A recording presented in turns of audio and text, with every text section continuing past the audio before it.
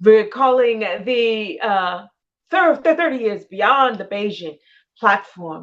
Beijing Declaration and platform for action. And 30 years ago, when it was declared how that women's rights are human rights are women's rights. Many we have made progress, but we have also made some regressions. And so today, as we gather, we are remembering and telling our own stories. We are keeping the legacy of gender justice alive. And we are doing it by listening to the stories and the journeys of these three amazing women. Now, we want first to remind you, for those of you who may not know, what Thursdays in Black is. It is a global movement for women and girls, siblings, faith communities around the world. It is one that started with grassroots women from various places like South Africa and Brazil and many other places, and then taken up by the World Council of Churches. Now, we, as ambassadors for ecumenical women at the UN, have done this annually every year at the UN Commission on the Status of Women. And so we are grateful to have you join Ecumenical Women at the UN and the Samuel DeWitt Proctor Conference to be able to sponsor Girls on Fire. And we want you to know where we got our name. Girls on Fire literally came from some of us and ecumenical women sitting around the table and deciding how we are going to do something. What are we going to call this gathering of women's voices and young women in particular? And literally, we sat down and we were saying, these girls are on fire, doing the work for justice. And literally, we sat around and then somebody started singing, "This girl is on fire." Literally, we started singing the song, and that's how we began. So these girls are on fire for justice, and we want to hear their stories. And first, we want to welcome our co-sponsor, and we want to say thank you to the Samuel DeWitt Proctor Conference. I am the daughter of the conference, and we are grateful to be able to have not only our trustee and co-convener of the annual conference, but Pastor Danielle Ayers is the pastor of justice at the Friendship West, amazing Friendship West Baptist Church, where our big brother, Pastor Freddie Haynes, is our lead pastor, and we are so grateful to have you. Would you please, we want to hear from you as you welcome us and bring greetings. So greetings to everyone who is in this virtual global space. I'm certainly privileged. It's a privilege for me to be here to bring greetings on behalf of the Samuel DeWitt Proctor Conference as trustee and co-convener, but also Friendship West Baptist Church, which is located in Dallas, Texas, where we are very much dedicated to doing work around gender justice issues and more targeted in this moment. We're dealing with Black maternal care, which is a very critical issue here in the United States, where Black women are 3 times more likely to die of pregnancy-related deaths than white women. And certainly this has little to do with our ability to conceive, carry, and give birth and survive the moment. It is systemic and it's systematic. And so that is one of the many things that we are engaged with as it relates to gender justice issues here at Friendship West. And then with Proctor, of course, we are also dedicated to end gender-based violence around the world. And so thank you for having me here to bring greetings on behalf of Dr. Iva Elaine Carruthers, the General Secretary of the Proctor Conference.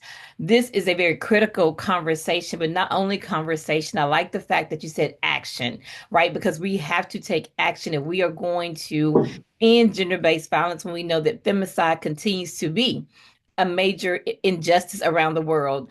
Our trans siblings, right, our rights are being, stripped away and attacked. Our reproductive justice rights here in the U.S.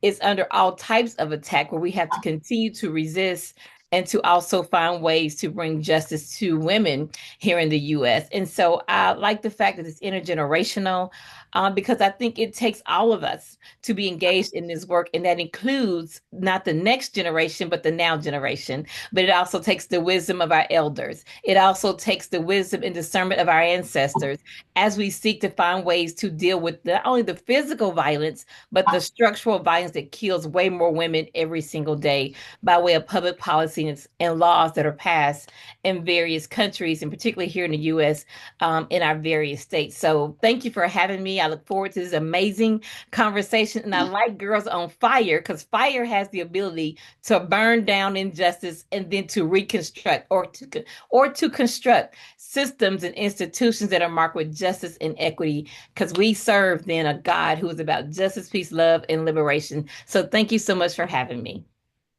Thank you for being here. And please make sure to give big love to my mama, Dr. Ivor Carruthers, and of course, big brother Freddie Haynes. I To will. us, Oh, Pastor. and I forgot one quick thing. I have to say how super duper proud I am of my mentee on this call, on your panel, Minister Kiara Haynes. I'm so proud of her, and I look forward to being able to hear all she's going to share, and the other panelists as well. I look forward to listening and learning today. Thank you so much. And I will give your love to Dr. Carruthers and Dr. Haynes. Thank you so much. Again, we bless God for you. And I really want to now introduce to you our dear Claire. And so, Claire, I would want for you to introduce yourself, because you too are one of the girls on fire here with the Presbyterian ministry at the United Nations. And so she is my ride and live today. We are doing this together. So, Claire, please share with them who you are and what keeps you on Thank you so much, Reverend Dion. My name is Claire Balson. I am the Advocacy Associate with the Presbyterian Ministry at the United Nations through the PCUSA. And I'm just so grateful and feel so privileged to be joining this panel today. And I'm so excited to hear from all of our wonderful panelists this afternoon. Wonderful. Thank you. Thank you. And I know you see someone else in the room here today.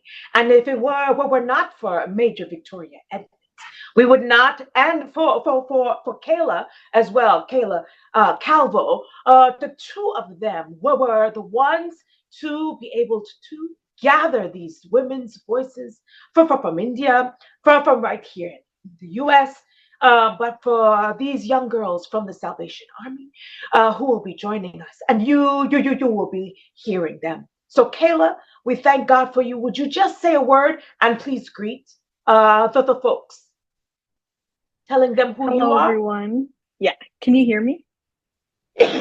Hello, everyone. My name is Kayla Calvo. I am based in New York, USA. I am the chair for the International Social Justice Girls, a part of the Salvation Army, which Zudimpui and Elaine are a part of. I work closely with Major Victoria Edmonds at the Salvation Army in New York City, as well as representing as a youth representative for the Salvation Army. So it's an honor to hear Elaine's story, as well as Zudimpui, which she goes by Zoe for short. So if she says Zoe, that is her nickname. And I'm just honored to hear their stories and what makes them on fire in today's world. So thank you. Thank you, Kayla. Thank you. And so the way that we will flow today, we have engaged in this intergenerational, intercultural, and multi-faith, with the advocates coming alongside in dialogue, and then a call towards our action. But then we will listen to our girl advocates, to them as they engage in intersect their in an intersection justice work, from their own contexts, the ways in which they have shown up in the world. And we want also just to create the space for their stories to be shared, and for them to show us how their work intersects with these 12 critical areas from the Beijing Declaration Platform for Action, and the work they have been doing for the years that they've been involved, and what they continue to do. There were three areas and three questions that we asked them. And we want to first be able to introduce to you, and between myself and Claire, we will introduce. Claire, if you would introduce first, we'll want to hear from Elaine, and then we will hear from Kiara, and then we will hear from Zoe. But first, now, as we introduce Elaine, and then the first question that we will ask, and then we will hear from you. So Elaine Castro de la Luz is all about helping young people step into their calling and find their place in God's mission. She serves as the Young Adult and Missions Coordinator for the Salvation Army Eastern Territory, where she creates opportunities for young adults to grow into their faith, serve in mission work, and develop a heart for justice. She's had the privilege of coordinating mission teams in different countries, mentoring young leaders, and working alongside incredible people to strengthen ministry efforts. Her background in international business and her time as a missionary have shaped the way she approaches leadership, strategy, and cross-cultural ministry. Elaine is especially passionate about justice, specifically issues affecting women and girls, and she loves to find ways to connect faith and action. Whether it's through leading teams, planning initiatives, or just having real conversations, her heart is to see people encounter Jesus in a way that transforms their lives. Thank you so much, Elaine, for joining us today. And the question that we had for you was, what is the focus of your advocacy work? And what is it that first set you on fire for that issue? Yeah, well, thank you guys all for having me.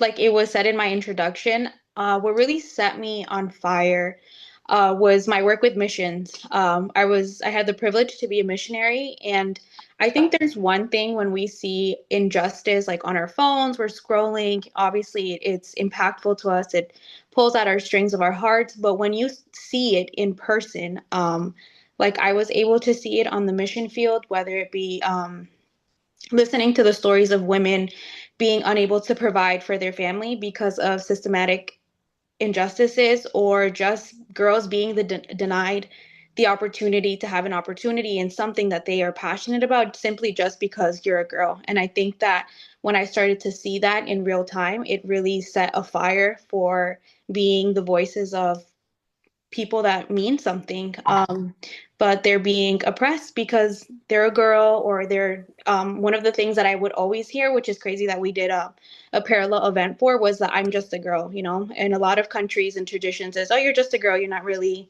allowed to do that, you shouldn't do that. So I think that's really what set on fire for me, was that seeing it on the mission field. Mm-hmm. So grateful to hear that. And let me ask you another question. It's not something that we had asked, but when you saw on the mission field, was there something specifically that tugged on your heart? Yeah, definitely. Specifically, it was the desire of these women, whether it be women or young girls, the desire to give more to their family, and just all this unleashed potential that, you know, the world wasn't able to see because of all the things that were put against them, all the barriers. And a lot of it was poverty, right? They didn't have the right to go to school. They couldn't pay for school. And there was just all these kids that were just so smart, whether it be in computer education, they would even be helping me out. And it would surprise me that they had such powerful voices, such powerful potential, but because of these barriers, they were unable to show the world. And in your work now as a mission coordinator, How is it that you connect them? Are you able to share us with us a little bit about what you're doing in your particular field? Yeah, so now after being involved with missions with the Salvation Army, I now became the coordinator for the Eastern Territory. And one of the things that I think we like to empower the women that apply for these programs is giving them an opportunity to be in leadership. And I think that that's something that's very empowering, even when they go to countries. For example, this year they're going to Zimbabwe, South Korea, Puerto Rico and the Virgin Islands, and Peru. And a lot of these countries aren't necessarily with the mindset of women in leadership, right? That women can successfully lead. And so we want to empower the people that do apply, because you never know what that does for a young girl in that location, right? To see a woman leader come in and be able to successfully lead a mission team. So we want to not just give them the opportunity just to say, oh, there's a woman in leadership with our program, but giving and empowering them to make decisions on their own, knowing that we support them, we're training them, and just the impact that it can have for whoever sees a woman-led team. That's great. And the fact that you are on that woman-led team matters. Yeah. Thank you so much. We want to ask the same question to Kiara. Yes. So would you share with us who she is? Kiara Haynes. Yes. Who was, by the way, my former intern too. Aw. Yay! Kiara Haynes is a licensed minister and serves at Friendship West Baptist Church in Dallas, Texas, and The Gathering, a womanist church. She currently serves in the healthcare ministry, gender justice ministry, and is a researcher for the Broughton and Wells Center for Gender Justice. She is a recent graduate of Vanderbilt Divinity School, where she had concentrations in chaplaincy and Black church studies.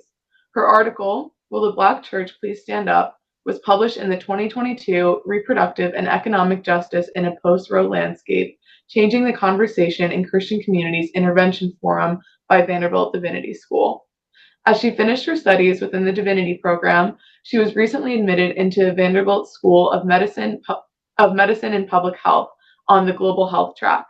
While in the first semester of her program, she created a mock reporting system learning model in response to the severe maternal morbidity that Black women face due to medical apartheid.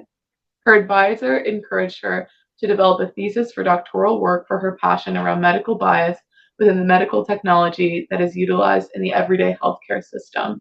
She is currently doing postgraduate research with interest in Black maternal healthcare, practical theology, research justice, algorithmic bias, and womanist bioethics as a corrective tool. She also received her Bachelor's of Science in Health Science with a minor in Speech Pathology from Marshall University, followed by a post-baccalaureate certificate in Radiology Technology. Afterward, she received a Master's in Health Systems Management from Texas Women's University and leveraged her interdisciplinary background by working in community prevention and intervention as a contractor for the Texas Department of State Health Service Infectious Diseases Branch. Through various clinical research roles in HIV surveillance and the Medical Monitoring Project, CDC research studies, she tracked and collected data on the prevalence of HIV, TB, and STD transmission within the incarcerated population in Texas for CDC research studies, which resulted in her being selected to present at the 2019 MMP HIV Incarceration Population and Prevention Plan at the HIV Dallas Data Summit. Thank you so much for joining us this afternoon. Yes, wow, you can say it. It's a lot and it's fantastic. Mm-hmm. We are so proud of you. And so tell us we heard some of your focus area, your work, your advocacy work. Tell us a little bit more about that. And what was it that first set you on fire for this? Okay. Thank you all so much for having me. Wow. Hearing that, wow. It said something on fire with me, just hearing the work, right? But as far as the advocacy work, my question is, where's the need? And how quickly do we need to assess or get to it? So whatever that need is, I've been either in we'll say in the clinical field, doing, of course, research data and doing outreach, asking questions. Or I've been behind the scenes doing a lot of the medical record abstractions, looking at some of the symptoms, but also the medicines as well that were prescribed to a lot of the patients. I have done some managing as well within the emergency department. So I sort of have been at, different intersections of care, but they definitely have grounded me in the lens that I have now, for sure.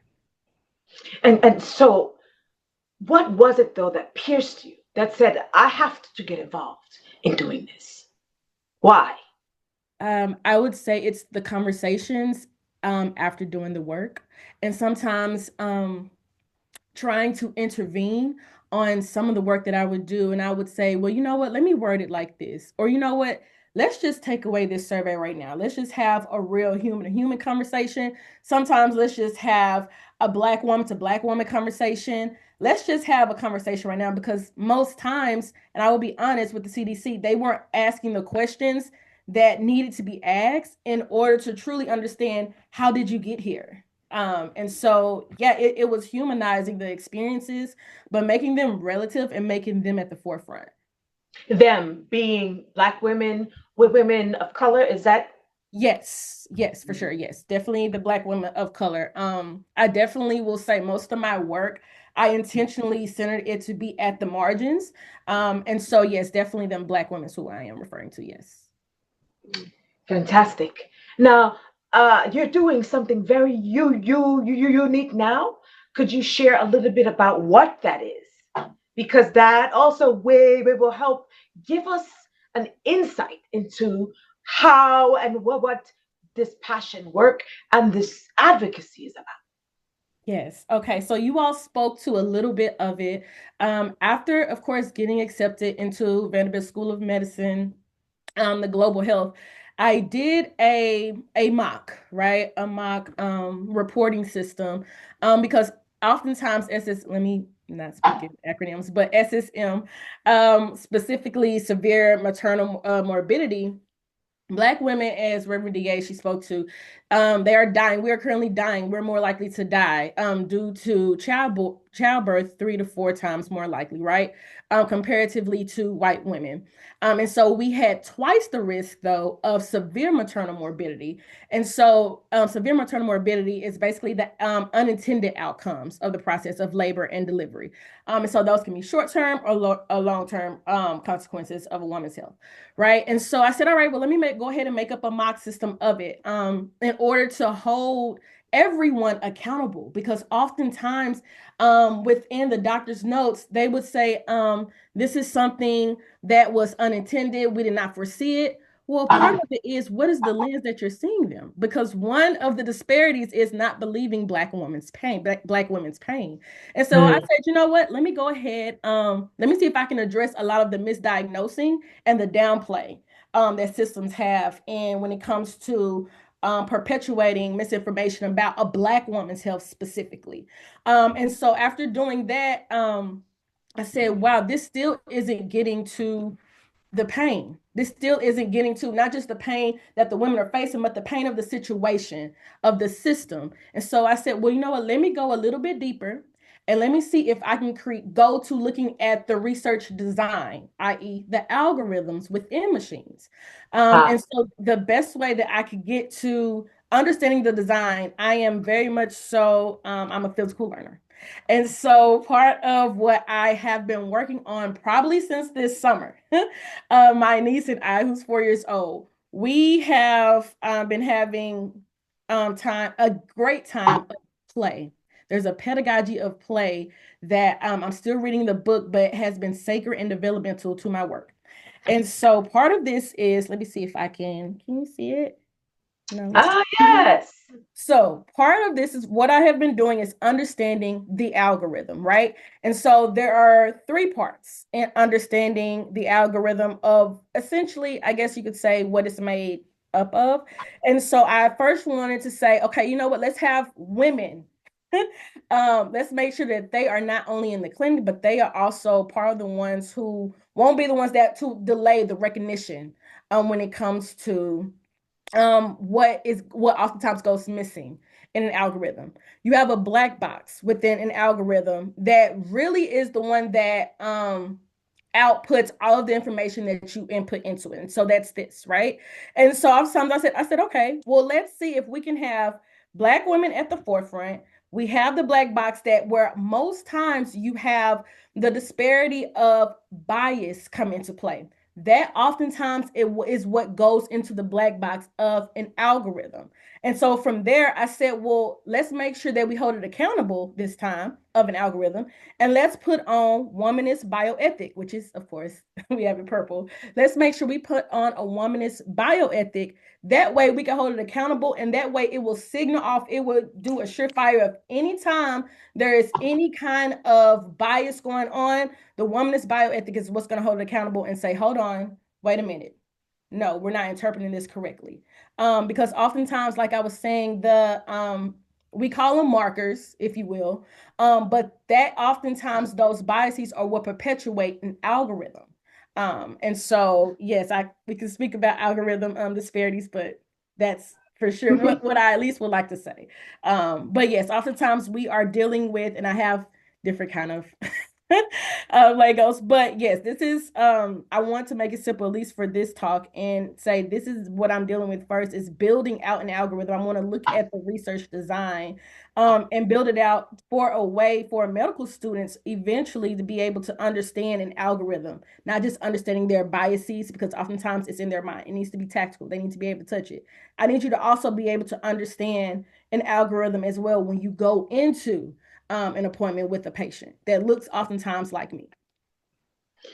So the ways in which medical professionals are engaging in patients and the ways in which they put in data so that they can make sure to see human beings, Yes. not just numbers. Yes. Yes. Yes. That's fantastic. Thank you so much for even thinking to bring that in to the work and this advocacy work for especially women's health and the disparities is so important. Thank you. And we want to ask Zoe the same question.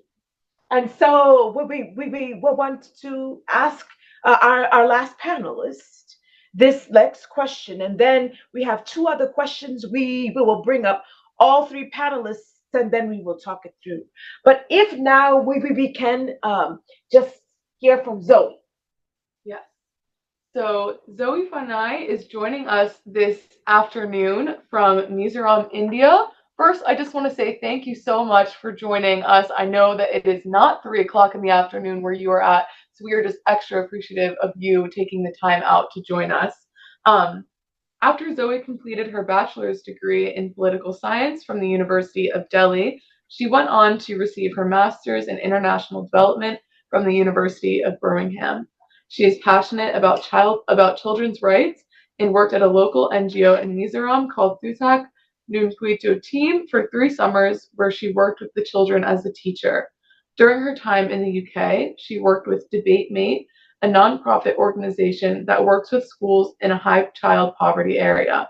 She worked at DebateMate as a debate mentor and worked directly with children.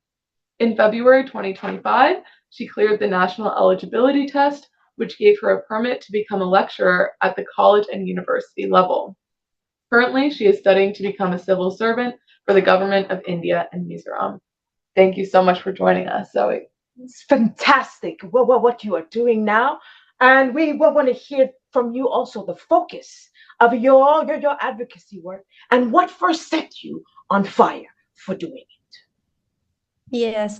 First of all, thank you so much for having me here. It's an honor to be on panel with the amazing ladies who spoke before me. So I'm just going to go ahead and answer your question. So I live in India, and India is a very rich, diverse country, which is home to, very rich history as well.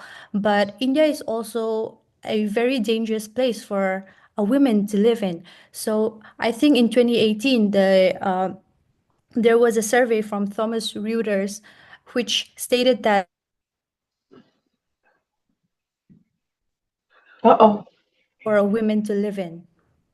And I lived in New Delhi for 4 years, so I have a very direct experience with the kind of safety issues that we face in India. So I think that is what got me into this whole passion for advocating for violence against women, particularly for children as well.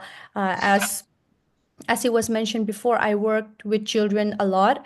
Back in Mizoram, I worked at an NGO where I interact directly with the children, and a lot of the children that ended up in those NGOs and homes, like the orphanage homes, is because they grew up in a very violent household, maybe a household of domestic violence, or maybe where the child is born out of wedlock. So I noticed that children experience a whole different set of violence, like gender-based violence as well. Because as an more than children, you have the courage to speak out. But if a young child is being abused, let's say by someone else older, like older than them, they are less likely to speak out. So I think that whole experience that I have of working with children in orphanages is what really got me into being passionate for child rights and also for women's safety. It's fantastic. Thank you so much. And we need your voice. Where we need to your view, especially, and that this passion will help us work towards freedom. So thank you. There is another question I will ask Claire if she can help us with leading us into this next section. And if Becky, if you can bring all of our panelists up together, this is one of the questions we want to be able to ask. Thank you. So, in the past 30 years since the UN adopted the Beijing Declaration and Platform for Action, we have seen some major advancements in gender justice across the world. Yet, unfortunately, we are still seeing major setbacks, especially right now. So, my question for our three panelists is to imagine yourself and the world in 30 years from now, in 2055, and there is the UN Commission on the Status of Women 99. What does this look like, and what do you hope that we would have achieved by then? So again, thinking about your areas of passion and what is it that started you? Just and we're having a conversation. Please don't think you have to make a presentation to the Secretary General. We really the reason we're asking is we have heard the testimonies from people who were there at the Fourth World Conference, and that they tell us what they saw there and how it looked there, and then some of the ways that things have progressed, and then some of their regrets.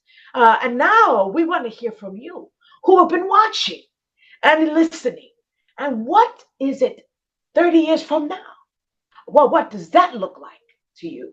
And from your perspective, what do we hope to see from there? Yes, I think I'm just gonna get the ball rolling and start.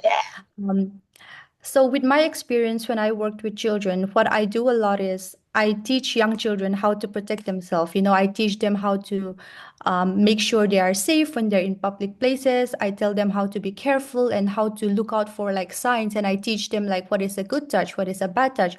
But over a period of time, I think I noticed in myself, and I asked myself, like, why am I teaching these young girls so much? Like, they know everything already. They know that they are more vulnerable than everyone else. So I shifted a bit of my, like when I was working with children as well, I shifted a bit of my mindset towards teaching the young boys as well. Like in schools, when I work in the schools, I teach the young boys, this is not how you should treat a woman, or this is not the way you should behave when someone else is there, or if you're playing with your friend who is a girl and she's telling you, no, I don't want this anymore, it means no. So I think that is what we need to see when we're advocating for safety of women as well, because oftentimes, not always, but oftentimes the perpetrator of gender-based violence is always men to women. But there are also instances where women also are the perpetrators, but more often is the men. So why are we teaching women how to protect themselves, or how to speak up? Like, I think that is important, but we are not addressing the real issue here. The real issue is that men do not have the values or the teachings, the proper teachings that they need, and they do not understand that doing this to women is not good. So I started focusing a lot on that, like teaching the young boys as well. And one Bible verse that I always base myself is Proverbs 22, verse 3, which says that train your child the way he should go, and when he is old, he will remember it. So I try to make sure that the children that I work with grow up to be children, adult with integrity and moral values, so that the next generation of leaders that we have are not perpetrating this kind of violence anymore. So maybe in another 30 years, love to see um, I would love to see less uh, need for advocacy for women, and I Mhm. would just love to see that everyone is just taught like basic human values. So yes. Excellent. Thank you. Any of our other panelists? Yes, I oftentimes think about, and this is what Pastor Haynes, Reverend Daniel Ayers often speaks about when we think about justice and structuring and organizing people, making sure they're in the right place. The end goal, while it is a beloved community, it's also understanding a structure of values, of ethical values. And so right now, we really do need a revolution of our values. Our values are not intact. Excuse me. Neither is the work that women have right now. And so for me, especially when it comes to health, and I would say the personhood of women, improving the visibility, improving the accessibility as well, but then also the availability of services for women. And that includes advancing research of sex and gender biases as well. So that's what I would say right now, because that is what will improve the ethical decision making that we would do also. So yes. Wow, great. 30 years from now, what does it look like, Elaine?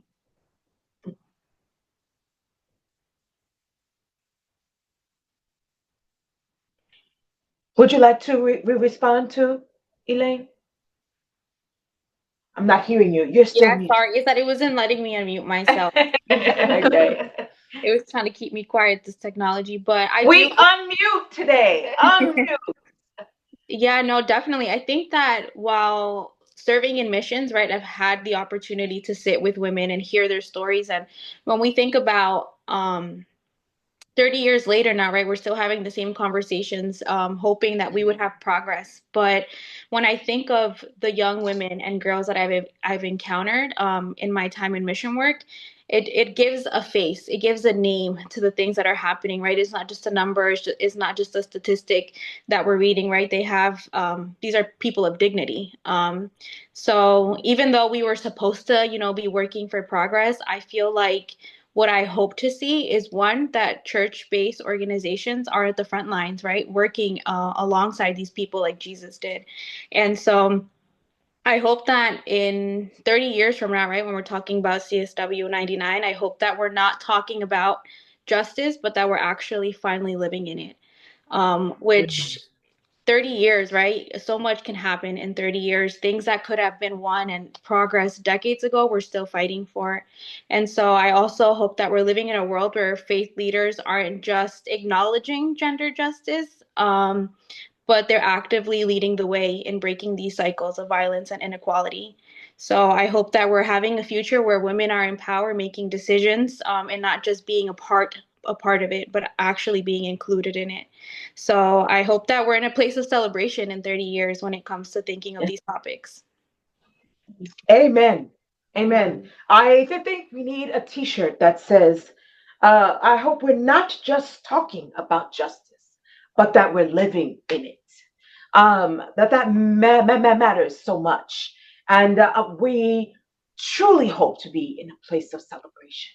We talk about that all the time to say that we are gathering and we come together and it's a wonderful time to see each other, but we shouldn't be having to come to work on these things because there's still injustice. So may it be so. Elaine, may it indeed be so. There's one other question as we're coming. This is one of our. I'll give you as the Presbyterian to read this one. Yes, thank you.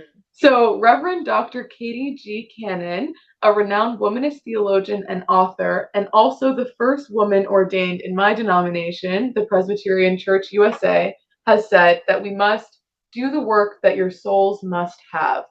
So, panelists, I ask you, what is it that keeps you on fire and motivates you to continue doing your justice and advocacy work?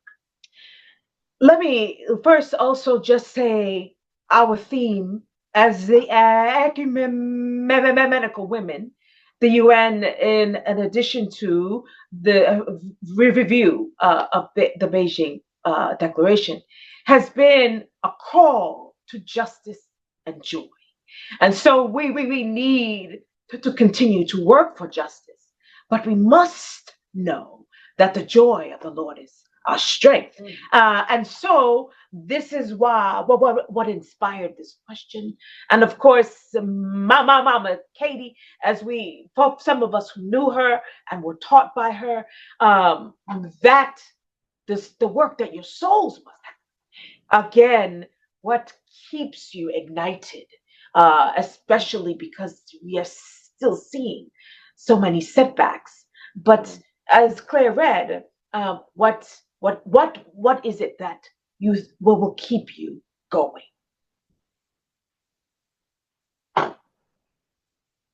For me, I would like to answer that in two ways.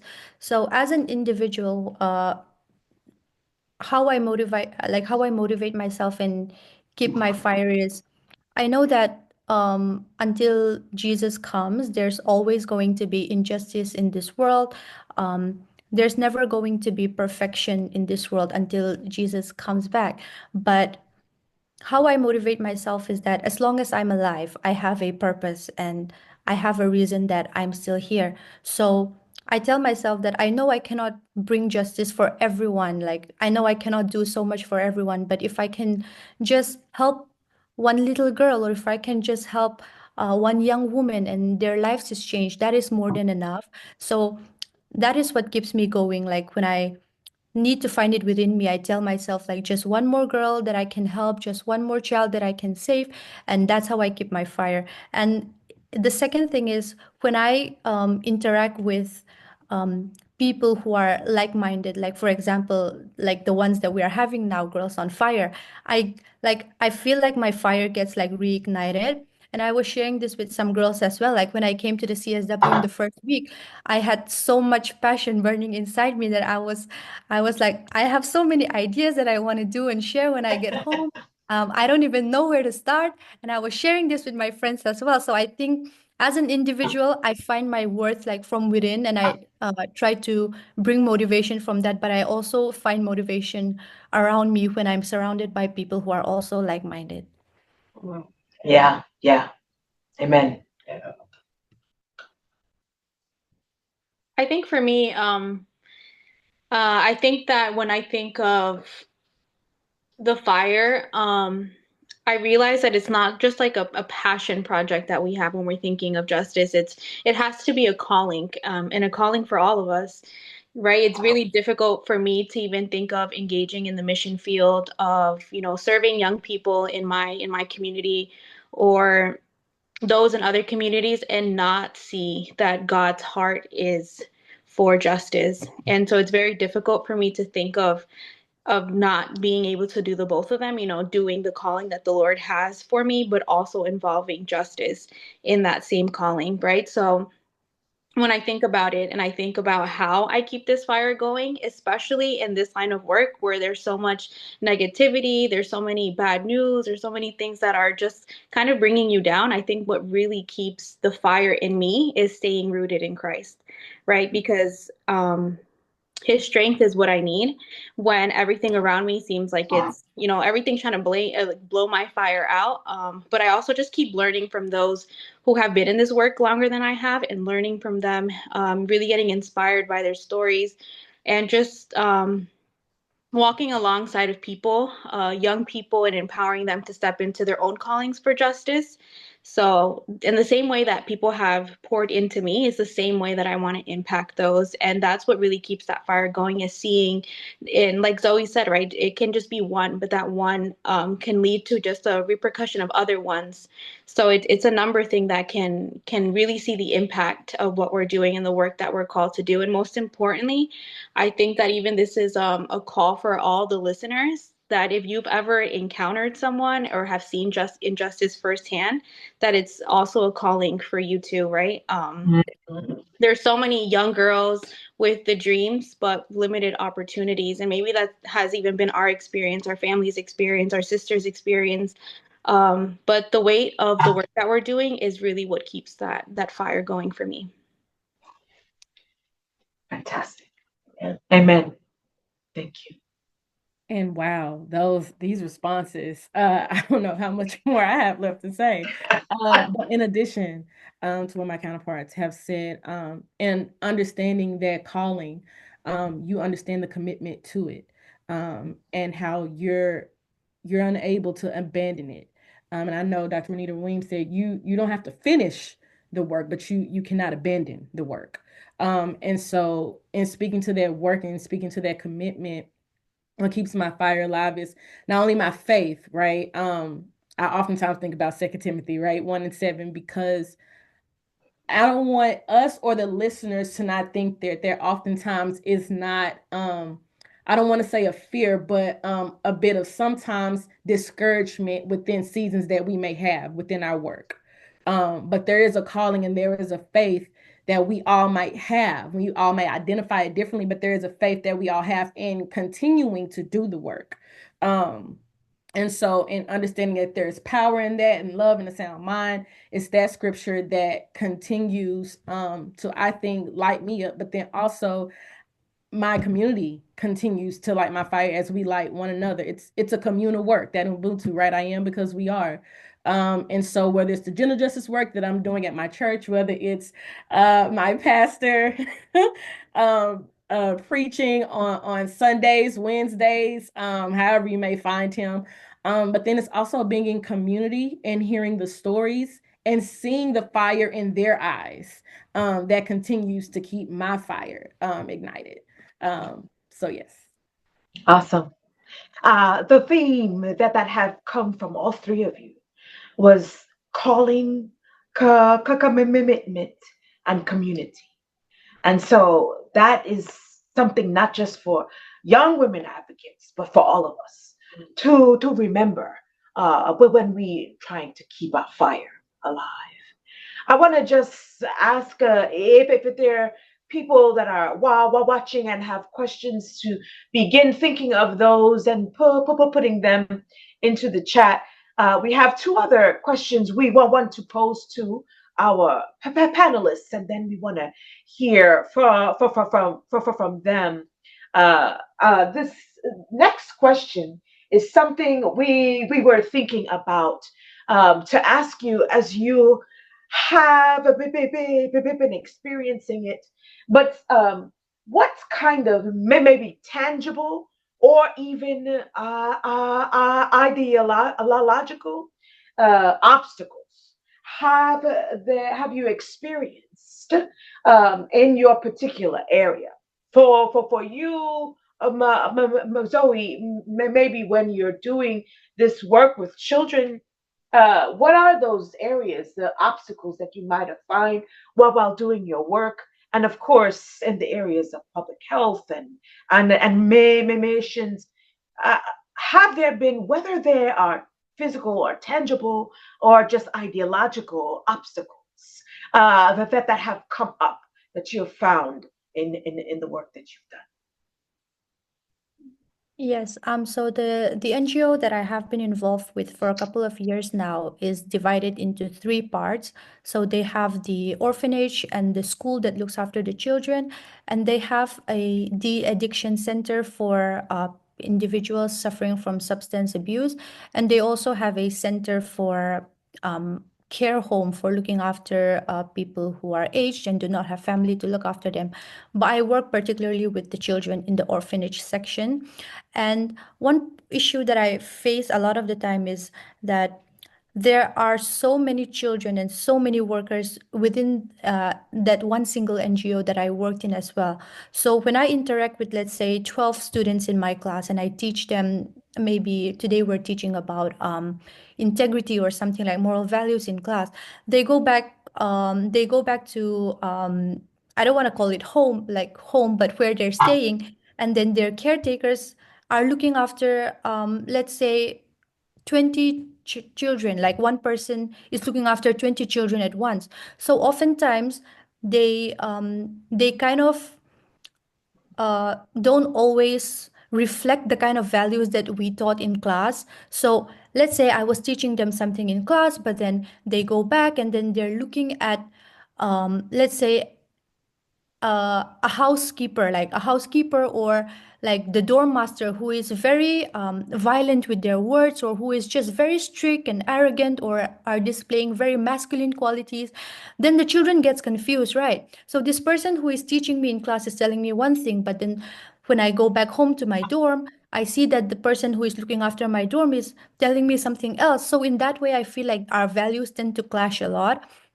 And also because the NGO is divided into three parts, a lot of the times the children sometimes get exposed to the people in the addiction center as well. And those adults there do not necessarily have the best morals. So sometimes they play with them, and they tell them, you know what, you're a man, you should do that. Like, why are you doing that? You're so soft. Like, you shouldn't be soft. You're a man.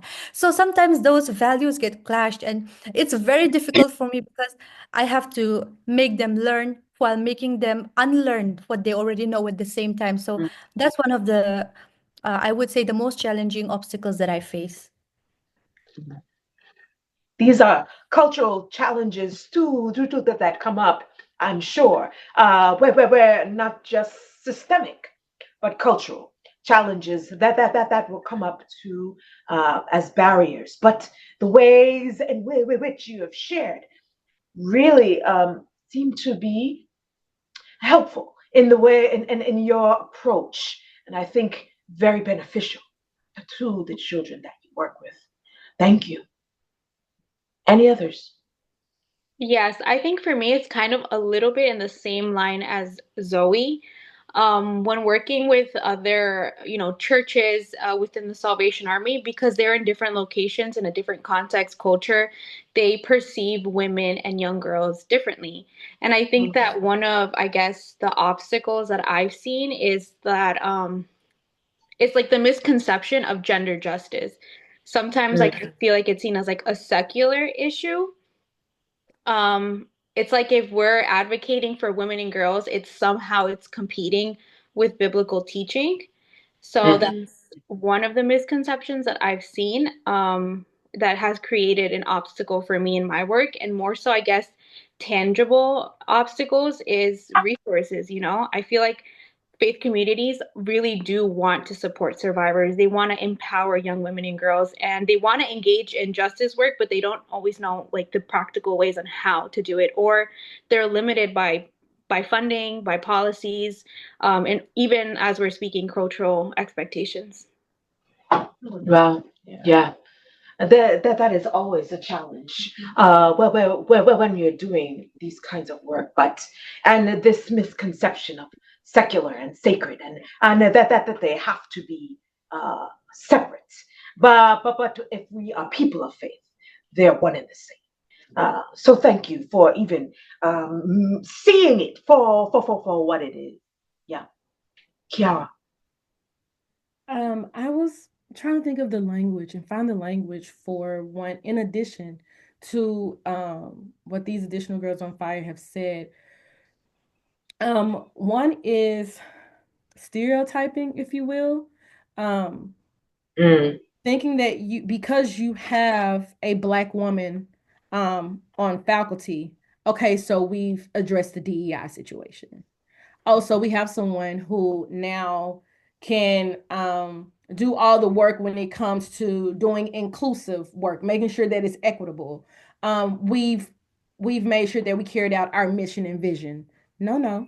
Just like I said, it goes back to that commitment. Do we all have, and I believe Elaine said this, do we all have the same vision?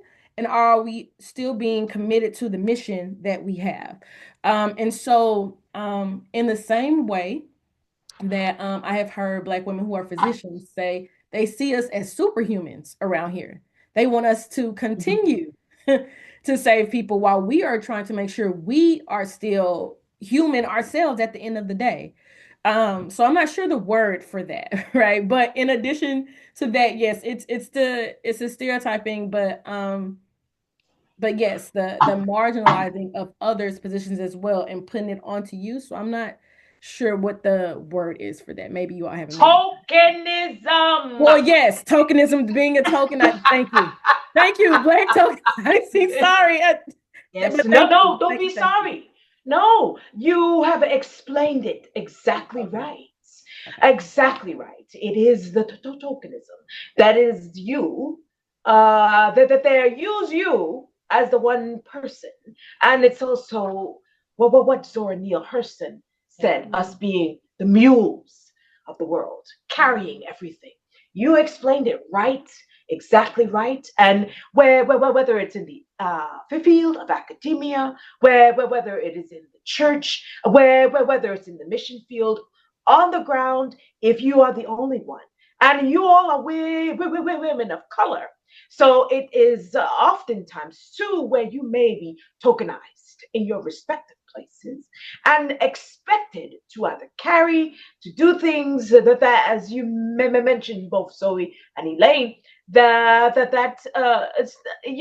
you're expected to do in these roles, or your children, or the people that you are helping to coordinate, to lead, are expected to do. It's a those are the obstacles, and you named them quite well, Kiara. Yes, you did. But this next question, which is our last question, to you before we open up it up to others to ask questions. Claire, if you would. Yes. So, if you had the attention of faith actors and other advocates in your country or network, and also right now on this call, having the attention of advocates from around the world and across the country, many of whom are also people of faith, what is one thing that you would suggest that they could do now to empower women and girls in their churches, faith communities, or broader communities? So, what are you going to tell the folks, the faith actors who say that they are with you and alongside you, but then disappear when you need them to come through? What will you say to them if you had the opportunity now?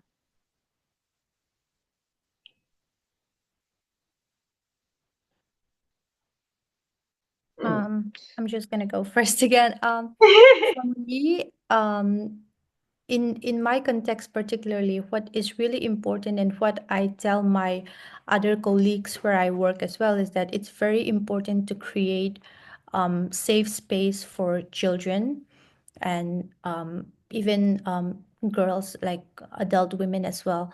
So what I encourage the others to do as well is that I try Oh. like you don't just start off by asking them the kind of issues that they face.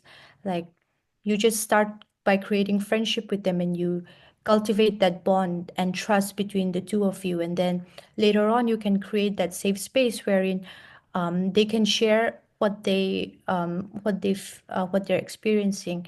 And I think it's also very important that we do not judge them and that we showed them like unconditional love, especially within the realms of society and churches as well. I see that um, it's very difficult to open up to people in fear of being judged, or maybe someone is abusing you or being violent to you, but that someone who is doing that could be a close relative or could be someone you know very well. So you kind of want to protect them as well, because they still are your relatives as well. So in that context, I feel like it's very important just to create that safe space. So I think that is one point that I will share. Yeah. Mhm, mhm. That either of you want to? Yes. Mhm. So um, before I went to divinity school, got my master's, and was still trying to develop and understand my calling. And I used to call it back then connecting the dots. I'm grateful for Reverend DA. She was on the call. Reverend Danielle Ayers, she's on the call. You, Reverend Dion Boisier, my church, the healthcare ministry, so many school mothers. They were mothers to me. It was literally a community in my school district. Um, I'm so grateful that they met me where I was in that moment and didn't expect me to, oh, you're here now. So we expect you to understand what is going on. We expect you to understand policy X, Y, and Z. No, they met me exactly where I was. But then also they made sure they understood, but you still have value where you are while you are still developing. I think that is so crucial. And not only bringing people to just events or bringing them to the table, but also making sure that they stay, is making sure that they understand that they have value. You do have a role, and you will not be neglected, because oftentimes this is how you create trust. And so it's very delicate. So making sure that they understand that they do have value, they do have worth. It is important, the work that they are doing, whatever that is, and not minimalizing whatever they can bring. That's fantastic. I wish they could hear you. I wish I gave you a megaphone right now to them. Yes. Elaine. I think for me, right, if I had their attention, I guess I would start off by saying, like, stop waiting for the perfect way to act, but to start with what's in front of us.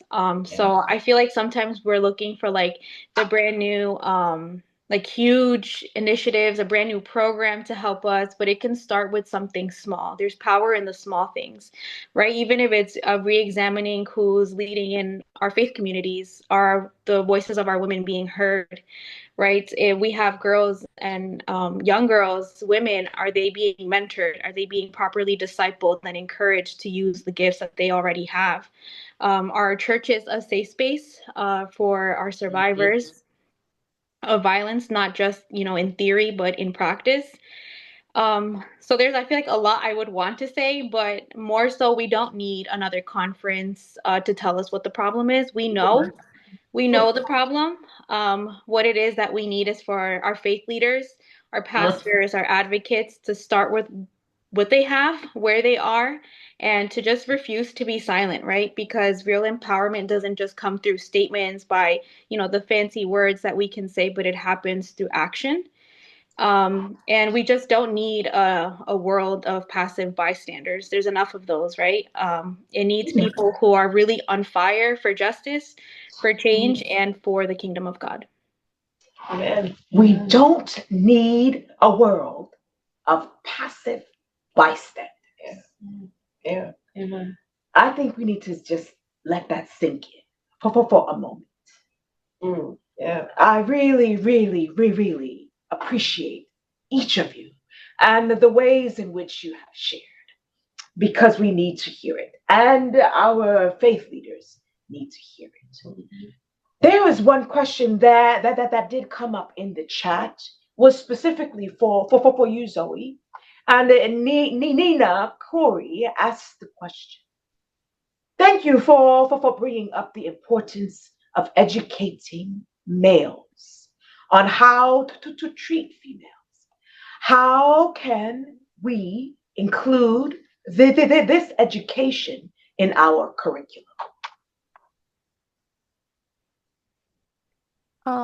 Yeah, thank you so much for that question. And it's something that I have been thinking for a while as well. So, I'm gonna give you three simple steps. So, the first is start at your home.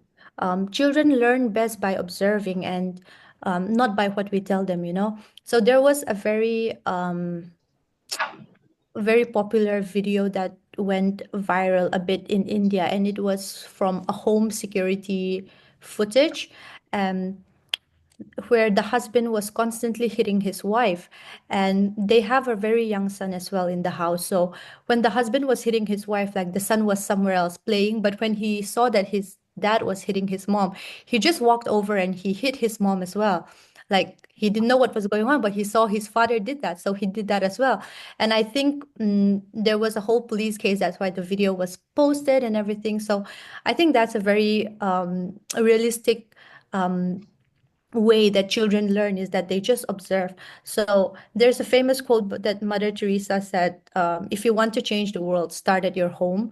So that's something that I live by as well. Like in our family, we make sure that our brothers do the same task that we did as well. Like I have an elder brother, but he does his own laundry, he cleans his own room, whereas in a typical traditional Mizo household, you don't expect your sons to do that. But I think my mom raised him pretty well. She made him do all that as well. So I think that's how you teach your young boys, like, and at the same time, you also teach your girls, like, uh, don't just be quiet when something is happening. So in that way, I think first is you start at your home, and the second is you can the best place that you can learn is through your Sunday school as well. So in churches we have Sunday school for the youth. So that's a very crucial place where children can learn important values, like straight from the Bible, and what the Bible teaches about equality, justice. I think that's where they should learn as well. But I also acknowledge that not everyone can go to Sunday school as well. So when they go to school in India, we used to have this subject.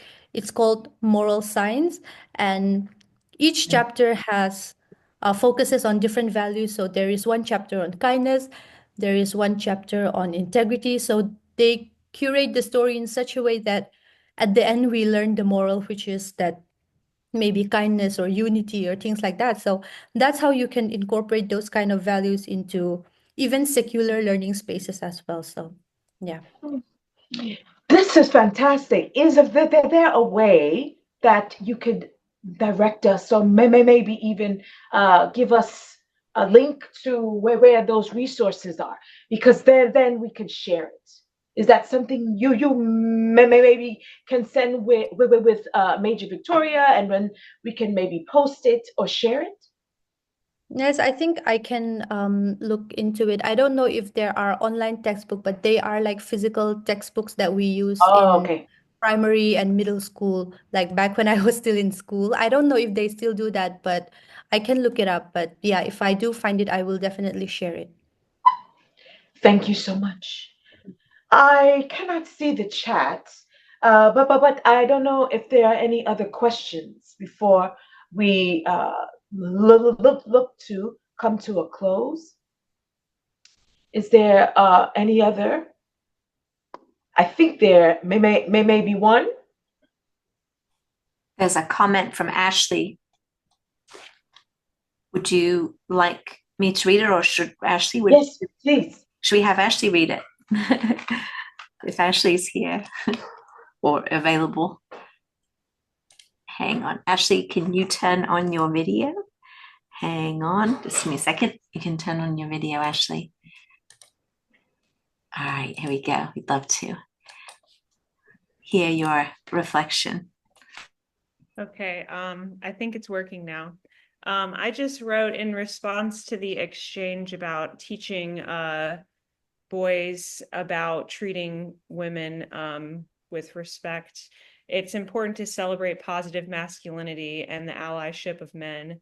and male champions for women and girls. That was something that I heard from some Caribbean citizens when I was in New York last week, male champions. But being male or masculine does not equate to being violent or angry, no matter how the world, society, or popular culture incorrectly centers masculinity on anger and brute strength.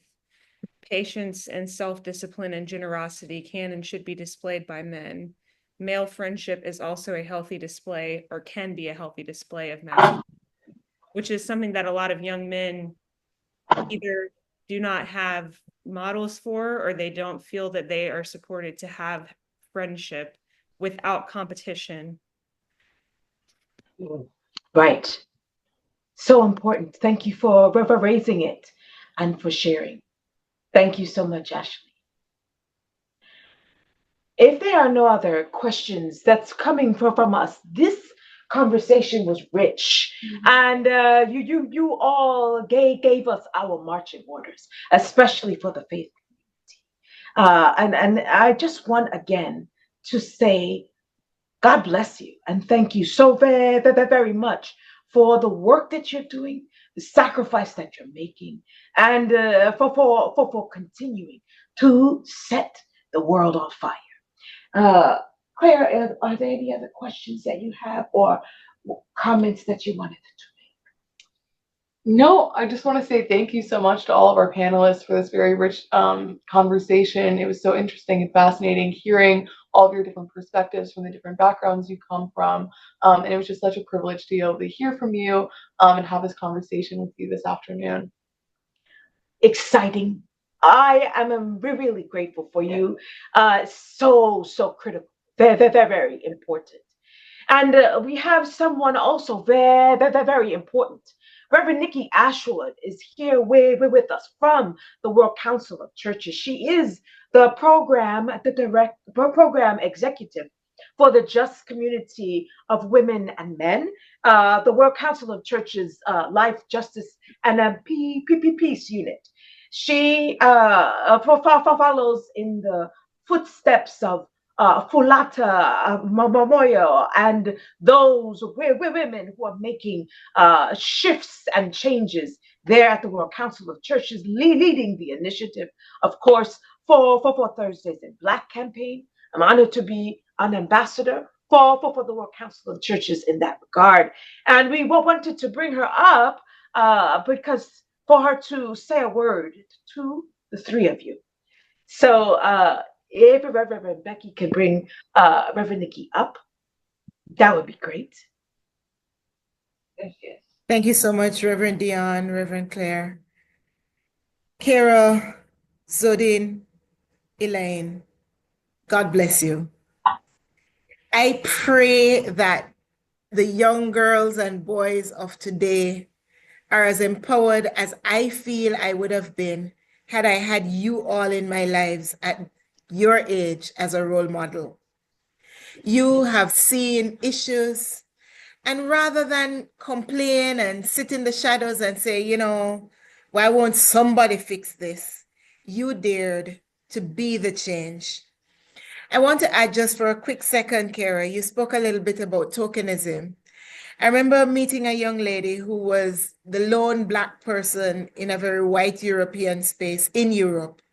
And someone said, aren't you concerned about tokenism? And she said, you know what? They made the mistake of inviting me in this space, and I'm accepting the challenge to transform their views of what they expect. Today, Kira, Zodinpui, and Elaine have transformed our views, not because you all are tokens, but because you dare to be different. You dare to transform the world, and you have offered us an opportunity to see a world where justice is possible for women and men.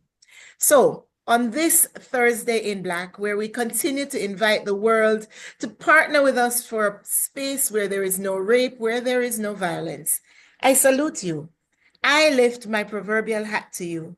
I thank you for your words of wisdom and experience, for the encouragement you offer, and I pray God's continued blessing on each of you in your spheres of ministry the good work. Continue to be on fire. And when you blaze that trail, may others be sparked to do likewise in their local spheres. Thank you so much. Thank you, Rev Dion. Thank you all. Blessings, blessings. We are grateful for you doing the very same. Right there in Geneva, blazing trails for us as well. We are grateful for you and for your witness. Call to this is something we want to join ecumenical women at the UN, the World Council of Churches, all of the coalition members. You can join us every Thursday. They're there, 4 P's. And forgive me, I'm a preacher, so we had to do the 4 P's. Alliteration is something. I think Reverend Becky will pull it up for us so we can see it. Pause, pray, post, and pledge. And these are the things that we want for you to do. To pause for a moment of silence at 12 noon, your local time, to remember and honor those who have died at the hands of sexualized or gender-based violence. Pray this with us. We stand with invisible victims of sexual and gender-based violence. We see you, we hear you. You are not forgotten. We want you to post your pictures, your prayers, your inspirations on social media using the hashtag Thursdays in Black. And this is the most important part. Make the pledge. Make the pledge with the global community to end the violence in our lifetime, and to make this Thursdays in Black pledge today. You can go on to our website, right there in the link, and you can make the pledge today with us. I again want to thank the three of you so very much for your wisdom, for your strength, and for sharing your fire with us. Reverend Nikki blessed you, and we just want to echo that. And again, to say thank you, thank you, thank you. If someone could please put the pledge in the chat. I think someone is asking if we can put the link in the chat. Again, Pastor Ayers, I want to thank you, Pastor Danny, for being with us and for blessing us. Again, we want to thank the Samuel Dwight Proctor Conference.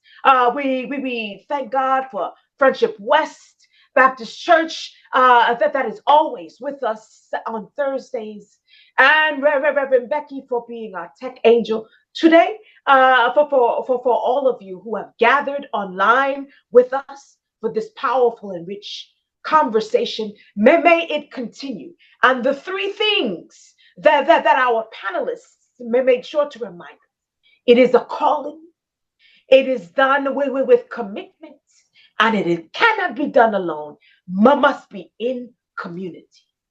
So as we leave this space, there is a video that we did a few years ago, but it is still quite powerful, and one of the tools that our young women put together from the social from the Salvation Army, and we are just grateful for their witness.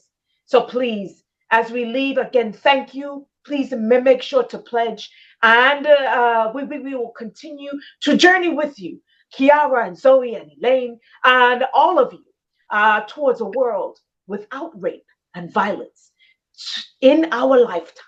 May it be so. From generation to generation, we have witnessed the rise of violence against women, the rise of sexual violence, the rise of gender-based violence. This is not just a woman's issue, nor just a generational issue. We come together and say enough is enough. We commit to hear the voices of those who are hurting. We refuse to be bystanders. We work against all systems that continue to perpetuate violence. Thursdays together, Thursdays to amplify, Thursdays to pray, Thursdays to advocate, Thursdays to speak up, Thursdays in solidarity, Thursdays towards a world without rape and violence, Thursdays in Black. Go in God's peace and stay on fire. God bless you. Thank you, everyone. Thank you, everyone.